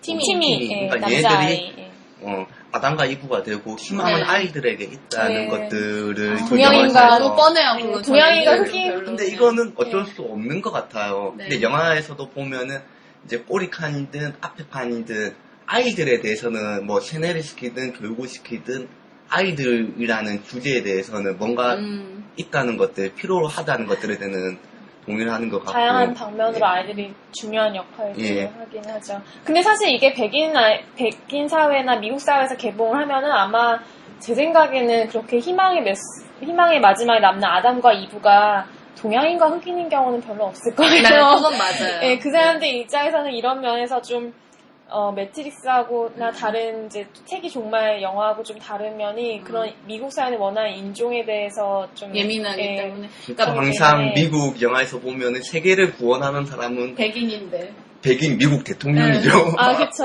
가끔 흑인 대통령이 나오기도 하고, 아무튼 미국 대통령. 백인이 안 남고 예. 백곰이 남았다는 것도 되게 반전이죠. 근데 예전에 다른 인터뷰에서 봉태기 감독님이 그 말씀 하시더라고요. 그, 북극곰인 이유 중 하나가 지구 온난화의 약간 상징인데, 지금 네. 빙하기에서 북극곰이 나왔다는 거는 다시 지구가 따뜻해지고 있다. 약간 그런 의미에서 코카콜라랑 아무 상관없이 북극곰이 아니, 저는 뭐 코카콜라에 협찬받은 줄 알았어요. 네, 저도. 가끔 딱 그걸 보니까 코카콜라가 먹고 싶더라고요. 아니, 제 생각에 그건 정말 코카콜라가 광고를 되게 잘했나 보네요. 그걸 보고서 코카콜라가 예, 생각이 날 정도로. 코카콜라가 이제 그런 이제 뭐 산업적으로 보면은 이미지 마케팅을 자기가 북극곰을 보면은 자기 제품이 생각나도록 그걸 잘 한 거죠, 사람들한테. 네, 맞아요. 그래. 우리 어떻게 뭐 메이슨 이야기 조금 할까요? 네, 메이슨 이야기 안 할 수가 없을 총리, 것 같아요. 우리 네. 재미나는 총리. 틸다 스윈튼이 분했던 메이슨. 근데 참 여기 이 영화에서도 그렇지만 되게 많은 영화에서 권력을 가진 사람들이 힘이 세고 막 그런 게 아니라 되게 희화되죠. 우스꽝스럽게 나오는 저는 그 메이슨 총리 얘기도 이제 하시겠지만 이제 도끼로 야시경 쓰고 사람 죽이는 장면에서 동양인 모습을 한 경찰이 그 야시경에서 도끼가 막 지나가는 위험한 장면에서 몇 명을 죽이는지 하나, 둘, 세고 있잖아요. 네. 그 장면이 저는 너무 웃겼어요. 아. 그래서 되게 그런 코믹하고 어설프게 그려진. 74%를 죽이겠다고 예, 하잖아요. 그거를 재기 위해서 하나씩 열심히 몇 근데 명 이 죽이는지 계산해야 되는. 사람들도 이게 그 시스템에서 이게 유지시키기 위해서는 74%가 없어져야 됐다는 그렇죠. 거죠. 나중에 예, 보면은. 그쵸, 예. 그냥 자기 기분에 말한 게 아니라 정확한 통계를 정확하게, 통해가지고. 예. 과학적으로. 네. 네. 완벽한 균형을 위해서. 예. 그러니까 틸다 스윈튼이 맨 처음에 등장해서 신발 연설을 하잖아요. 네네. 너네는 신발이고 나는 모자니까 자리를 지켜라. 그리고 항상, 거기에 예. 있어서 역할을 알아라 이런 연설을 하는데, 그러니까 어떻게 보면 틸다 스윈튼이 그런 계급 구조에서 권력을 재생산하고 확대해서 그걸 교육시키는 그런 위치에 있는 거죠. 그래서 2인자인 총리라고는 하지만 어떻게 보면 실제로 그 권력을 유지시키는 그 관리자의 역할을 하는 거죠. 그래서 그 와중에서 굉장히 캐릭터가 희화되고 이빨도 없고 그런 모습으로 등장했다는 것 자체가 저는 굉장히 이 영화에서 그 2인자의 모습을, 그걸 자기가 뭘 하는지도 모르고 자신의 생존에만 관심이 있고 자기는 생존을 위해서 어떤 곳에도 붙을 수 있는 그런 권력 지향적 인물을 굉장히 잘 보여주고 있다고 생각하거든요. 처음에는 그렇게도 보였어요. 윌포트라는 이 사람은 신으로 상징되고 네. 그 다음에 노란 옷을 입은 여자는 일종의 좀 천사 같은 네. 신의 메신저 같은. 예, 그렇고 그 다음에 이제 그 총리 메이슨 같은 경우에는 그거에 이제 목소리를 전달하는 사랑과의 어떤 이제 뭐 조언, 사제죠. 그런데 이 사람은 처음에 갖고 그 전화 통화를 하는데 소통이 안 되잖아요. 그쵸, 예. 자기는 이 사람의 이름을 팔아가지고 행세를 하지만은 결국에는 소통이 안 되는. 네.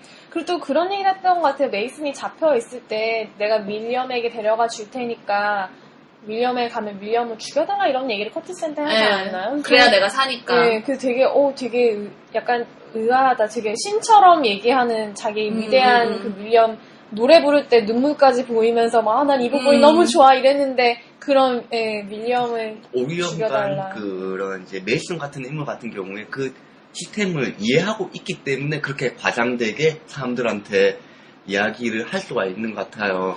저는 현대인의 대부분이 이 영화에 나오는 캐릭터 중에 메이슨에 닮아 있다고 생각하거든요. 그러니까 어떤 면에서 권력을 뭐 알고 뭐 이런 거보다 뭐 이해하고 이런 거보다도 무조건적으로 권력을 추종하는 거죠. 그리고 자기가 거기에 살기 위해서. 그렇죠. 자기가 살기 위해 생존을 위해서 거기에 빌붙고 거기에서 떨어지는 그 산업의 부산물들, 자기가 누릴 수 있는 부와 권력 이런 것들에 취해 있기 때문에 옳고 그름의 판단은 전혀 하지 않고 자기가 살 수 있고 더 좋은 곳에서 있을 수 있으면 어떠한 것과도 협상을 하는 거죠. 그러니까 이런 모습을 봤을 때 저는 오히려 이 많은 등장인물 중에서 메이슨의 형태를 가진 대중이 가장 많지 않은가. 그러니까 옳고 그름의 판단이나 이 세상이 어떤 걸로 이루어져 있고 이 시스템이 어떻고 이런 거에 대해서 고민하는 사람보다는 메이슨처럼 그 자리에 있을 수만 있으면 어떤 타협도 불사하고 자기의 그런 신념이나 이런 걸 중요하지 않은, 전혀 중요하지 않은. 어떻게 보면 사람이 메이슨 많지 사람들 않나. 덕분에 현상이 유지가 되는 그렇죠. 거죠. 그런 층이 탄탄할수록 이 시스템 자체가 유지되는 거고 착취의 그 시스템은 없어지지 않는 거겠죠. 그러니까 우리 젊은 사람들 같은 경우 그 메이슨 같은 인물을 좀 기회주의자라고 보는 경우도 많은데 사실 이런 사람들이 이런 인간형이 인간 하나의 가장 많은 형태고 이 사람들은 선택을 그렇게 할 수밖에 없는 그치 우리가 비난을 할 수 없다고 저는 많이 요즘에 생각이 들어요. 예전에는 뭐 그런 말들이 있었죠. 아버지 세대에 대해서 왜 아버지들은 이 체제를 왜 이렇게 순응하고 사시냐 네. 하면 아버지 세대는 이렇게 이야기를 많이 했어요. 너희가 보릿고개를 아느냐. 먹고 살기 힘들다. 힘든 네. 거니까. 그래서 그러니까 거기에 대해서는 뭐 말을 할 수가 없는 거예요. 너희가 전쟁을 겪어봤냐. 그러니까 거기에서는 아직은 저희가 좀 그 부분은 일종의 좀 커티스 같은 인물이라고 우리들이 생각이 들어요. 자기는 실제로 피를 안 묻혀봤기 때문에. 근데 저는 방금 치영님이 하신 말씀에서 뭐가 떠올랐냐면 7인의 그 사람 네. 떠올랐거든요. 그러니까 결국에는 한 번의 그 공포의 경험을 우리 세대에 계속 교육을 시키는 거죠. 그러니까 그러므로 이 시스템에 대해서 벗어날 생각을 하지 않고 이 시스템에 순응해서 그 시스템에서 조금 더 좋은 자리에 차지할 수 있도록 가르치는 기성세대의 모습을 방금 대변하신 것 같거든요. 예, 그런 네. 부분이 있죠. 네. 근데 어떻게 보면 정말 그 치은의 반란 때는 정말 사람들이 날씨가 추워서 얼어 죽었을지 모르지만 그게 계속 반복되고 여러 번 계속 되다 보면은 남궁 민수처럼 바깥으로 나갈 길을 만들 수도 있는 그런 것 같은데. 제가 말씀드리고 싶은 거는 그런 기성세대에 대한 교육 때문에 이야기가 되는 부분들이 있는데 거기서 이제 하고 있는 사람이 내 이웃이고 내 가족이고 내 친구고 이렇기 때문에 너무 많이 엮여 있는 부분이 있어가지고 가면 갈수록 복잡해지는 부분이 있다는 거를 말씀드리고 싶어요. 예, 모두가 다 예. 연결돼 있는 부분이니까 그건 이 영화에서도 이야기하는 것 같아요. 예, 그래서 자기의 어떤 어렸을 때는 입장을 잘 이야기할 수가 있는데 사람들이 보수화되는 부분이 가면 갈수록 나랑 연결되기 때문에 그런 것들에 대해서 좀 그 목소리가 작아지고 그렇게 되는 게 아닌가. 그러니까 저는 그게 교육의 효과라고 생각을 하거든요. 그러니까 어떻게 보면 무슨 상황의 시스템에 있어서 내가 개인이 정당한 것을 요구했을 때 부딪히잖아요. 그럼 거기에 있어서 개인이 부당하다고 요구하게 되기보다는 내가 힘이 없어서 그렇구나.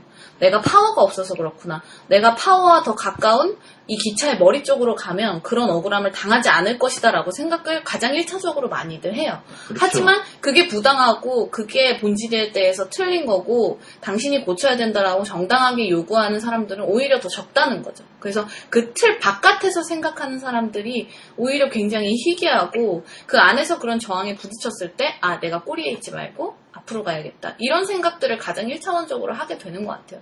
그리고 거기에 계속 길들여지면 그게 맞다. 그리고 여기에서 이제 영화에서 보여주는 것처럼 유니폼을 입고 좀비처럼 나에 대한 뭐 옳고 그름의 판단보다는 여기에 순응하고 바퀴벌레 그 양갱을 만들면서도 되게 그 아무런 생각 없던 폴이었나요? 그 남자처럼 되어 가는 거죠. 같이 바퀴벌레 예, 먹고 알면서도 먹고 그걸 또 배급을 하고 그런 시스템을 유지시키는 부속품으로 이제 점점 길들여지는 예. 거죠.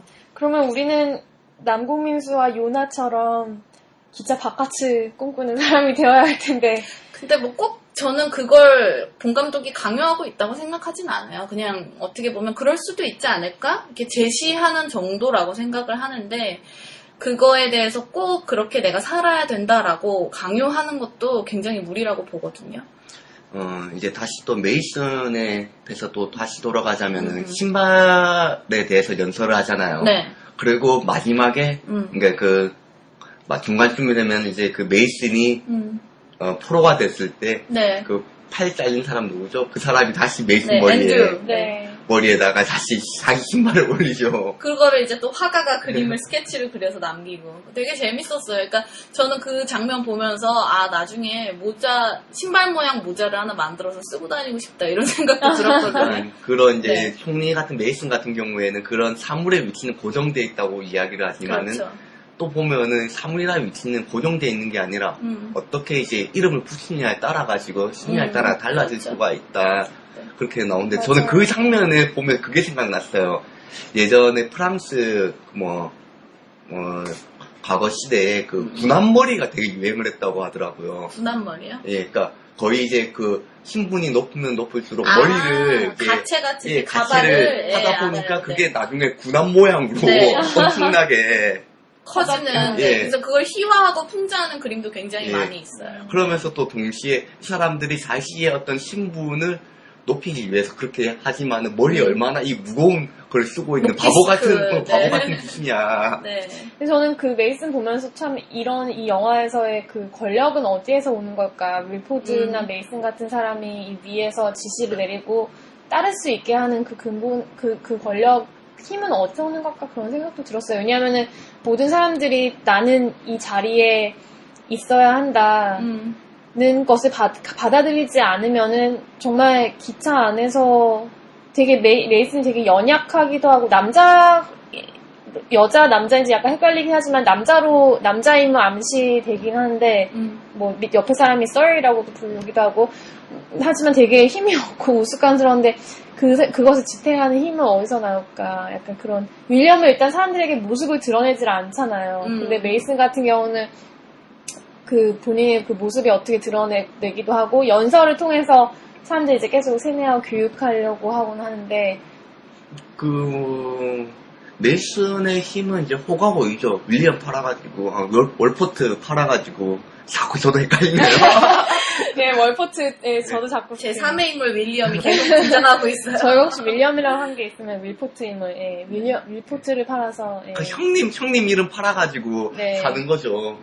어떻게 보면 정말 사기꾼인 그런 사람이긴 하네요. 그 메이슨이 그리고 또 그 초기에 신발 연설을 할 때 카메라가 그 신발을 되게 오랫동안 비추면서 메이슨이 손짓을 이렇게 손 모양을 카메라에서 보여주는데 손을 앞으로 왔다 갔다 하는 그거를 나중에 윌포트가 그 엔진 칸에서 똑같이 반복을 하기도 하죠. 근데 그 손 모양이 되게 티미가 그 엔진의 부속품이 돼가지고 부품을 옮기는 그 손모양하고 되게 비슷했다는. 그러니까 그 모양이에요. 그 부품에서 나오는 찌꺼기를 빼가지고 일종의 엔진 오일 같은 것들을 이제 계속 자기가 이제 나중에 기계가 마모됐기 때문에 그거를 손으로 계속 꺼내고 있는 거죠. 그러니까 다 부품을 자기 스스로 부품임을 인정하는 그런 행동인 것 같아요. 저는. 그러니까 그 윌포트 자체도 자기가 이제 부품이라는 것들 자기가 이야기를 하는 거죠. 자기도 죽는다, 자기도 죽는다. 그 행동을 손 모양을 통해 가지고. 그 오로지 그럼 어떻게 보면 정말 영원하지가 않은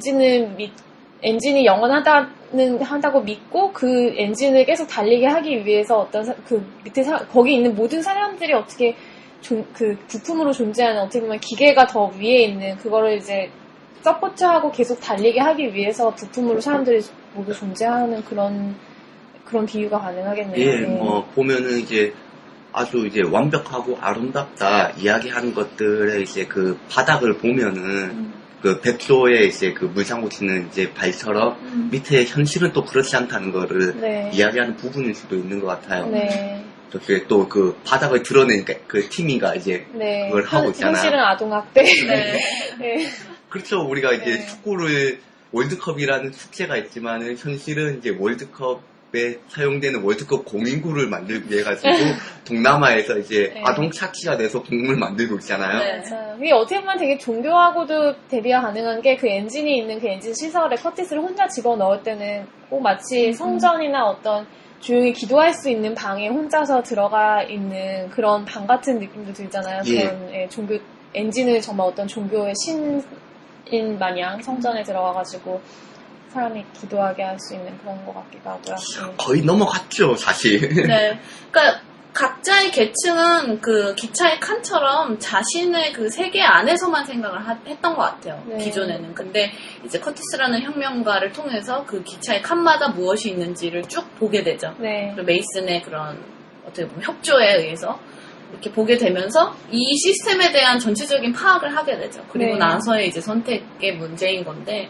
커티스도 그렇죠. 그러니까 구도자이기 네. 때문에 세상을 계속 다 둘러보게 된 그렇죠. 거죠. 그래서 끝까지. 처음부터 끝까지 본 유일한 사람이 커티스잖아요. 맞아요. 그러니까 네. 그런 사람이 필요한 것 같아요. 그리고 오히려 봉준호가 이야기하고 싶은 거는 남궁민수처럼 이 시스템을 깨고 가라가 메시지라기보단 저는 커티스처럼 이 시스템이 어떤 건지를 인지하고 생각을 한번 해보자를 이야기하고 싶었고, 그래서 사실은 크리스 에반스가 뭐 물론 영화의 씬에도 더 많이 나오고 비중도 있었지만 그래서 주인공으로 선정된 게 아닌가 싶어요. 근데 제 마음속의 리더는 이제 남궁민수라는 이야기였던 거고. 참 그 남궁민수가 다른 인물들하고 또 다른 게 이제 꼬리칸에 있던 사람들이 처음으로 이제 바깥의 햇빛을 보면서 바깥의 세상을 보잖아요. 근데 그 사람들이 보는 바깥하고 그러니까 똑같은 것을 보는데도 남궁민수가 느끼는 거하고 다른 사람들이 보는 거하고 되게 다르더라고요. 예, 그래서 그게 다른 저는 사람들은 또 예, 죽음을 보고 삶을 보지 않는데 남궁민수는 거기서 희망을 보죠. 저는 또 동시에 희망을 보는 것도 있지만은 남궁민수가 좀 자살에 대한 생각도 있었다는 생각이 들어요. 어떤 면에서? 저쪽 7인의 반역자 같은 경우에서 맨 앞에 있는 사람이 에스키모 출신의 여자라고 이야기를 하잖아요. 청소부 네, 아마 악한을 요나의 청소했던. 엄마. 예, 그게 뭐 나오진 않지만 그게 그 자신의 아마도. 그 부인으로 생각이 좀 네. 들어요. 그래서 먼저 나가 있었는데 그걸 다시 만나기 위해서 가고 싶어하는 요나는 너는 살아야 되지만은 나는 죽어서서 자기 사랑했던 아내를 만나 그냥 같이 죽고 싶다. 뭔가 그런 식의 가는 방향이 밖이 희망이기도 하지만은 또 자기가 이제 죽음으로써 이제 아내한테 돌아가야 되는 좀 그런 공간이 바깥인 것 같기도 해요. 사랑한 사람을 다시 예, 만나기 만나고 위한. 싶은 봉태일이 그런. 아주 로맨스 라인을 밑에다가 아주 숨겨놨어요. 사실 굉장히 영화에서 찾아보기 힘들죠. 직접적으로 그 사람이 요나의 어머니라는 게 나오진 않지만 않아요. 그 자기 청소부 만났던 얘기를 잠깐 하죠. 악한의 청소칸의 눈치채고 봐야지만 느낄 수 있는 로맨틱한 부분이었어요. 저는 그런 로맨스 면에서 생각 안 해봤는데 참 로맨틱하십니다, 치앙님. 네. 그럼 뭐 서경야채에 대한 이야기는 오늘 뭐 이 정도로 할까요? 사실 이 영화는 좀 저희가 2부를 하면 더 할 수 하나만 있을 것 더 같은데. 이제 네. 말하고 싶은 게 네. 아까 이제 이야기를 하다 중간에 이제 말을 안 했는데 한국 영화가 이제 세계와 이제 대화를 하고 있는 영화라고 생각을 해요. 외국 영화는 물론 이제 네. 안에 내용은 원작은 프랑스 원작이지만 네. 그래서 저희가 어렸을 때 그런 이제 캐치 구호가 많았어요. 가장 한국적인 것이 가장 세계적인 것이다. 네. 그런데 이제 생각을 해봤을 때 한국적인 건 한국적인 거더라고요. 그래서 우리가 세계화 이야기하려면은 세계와 같이 이야기할 수 있는 많은 이제 세계인의 정서에 대해서 이야기를 해야 된다고 생각을 해요. 네. 밀란 쿤테라 같은 경우에는 이제 체코 사람이죠. 근데 이 맞아요. 사람은 자기는 이제 유럽에 대해서 이야기를 한다고 해요. 근데 우리나라는 항상 이야기할 때 한국에 대해서 이야기를 많이 하는 것 같아요. 우리나라 사람들은 우리 스스로에 대해서. 네. 세계화 이야기할 때는 이제는 우리가 세계화 많이 넓어지고 소통을 할 수 있는 기회가 많아졌기 때문에 단순하게 우리의 것만 이야기할 게 아니라 세계의 사람들이 이야기하고 세계의 사람들과 이야기할 수 있는 부분이 네. 필요한 것 같아요. 그 사람은 우리랑 다르다 편견만 가질 게 아니라. 그러니까 또 거대 담론은 이제 우주까지 오늘은 안 갔는데 네. 예, 저도 이제 비슷한 맥락인데 다르게 느끼는 게 뭐냐면 한국 사람들은 굉장히 자기의 생각이 옳고 나와 다른 걸 틀리다고 생각을 하죠. 그러니까 그게 똑같이 방금 말씀하신 것처럼 적용이 되는 것 같아요. 그러니까 어떻게 보면 내가 생각하는 거가 세계화가 되려면 그 다름에 대한 이해가 있어야 되거든요. 서로가 어떻게 다른지 이해를 하고 그 시스템이 어떻게 굴러가는지 이해를 한 다음에 자기 목소리를 찾을 수 있는 거거든요. 그러니까 그런 거에 대한 열린 마음, 좀 넓은 이해, 다름에 대한 수용 자세, 너그러운 수용 자세 이런 것들을 좀 가지고 나서 자신의 의견을 가질 그런 필요가 있는 것 같아요. 네. 근데 사실 이게 어떻게 보면은 신모 감독님하고 봉태희 감독님의 다른 점일 수도 있는데 네. 사실 그 우리가 가장 한국적인 것이 가장 세계적인 것이라는 되게 일방적이고 모든 그 디테일을 무시하고 어떻게 보면 되게